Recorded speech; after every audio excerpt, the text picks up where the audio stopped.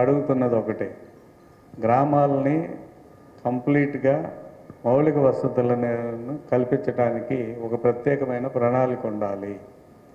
మనం ఎక్కడికక్కడ ఎవరు అడిగారని చెప్పి అడిగిన వాళ్ళకి అడిగినట్టుగా వర్కులు శాంక్షన్ చేయటం, ఏదైనా ఒక చోట పైప్ లైన్ పాడైపోతే పైప్ లైన్ పాడు చేసి వరకే రిపేర్ చేయటం, ఇటువంటివి కాదు.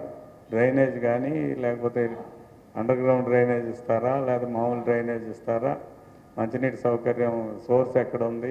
కొన్ని గ్రామాలకి ప్రజెంట్ మంచినీళ్ళ సౌకర్యం చాలా ఇబ్బందిగా ఉంది. వాటికి ఏం చేయాలనుకుంటున్నారు? ఇటువంటి సౌకర్యాలతో పాటుగా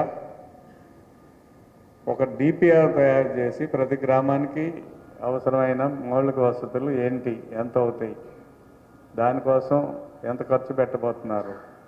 మన రాజధాని గ్రామంలో మీరు ప్రణాళికలు ఏం చేస్తున్నారంటే, ఎక్కువ భాగం లేఅవుట్స్ ఎక్కడైతే ఉన్నాయో ఆ లేఅవుట్లకి టెండర్ పిలుస్తున్నారు.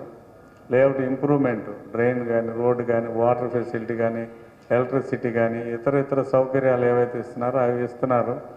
అక్కడ ప్రజలు ఇళ్ళు కట్టుకోవడానికో ఇతర నివాసయోగ్యంగా తయారవడానికో సౌకర్యాలు ఇస్తున్నప్పుడు ఖచ్చితంగా ఎగ్జిస్టింగ్ గ్రామాలు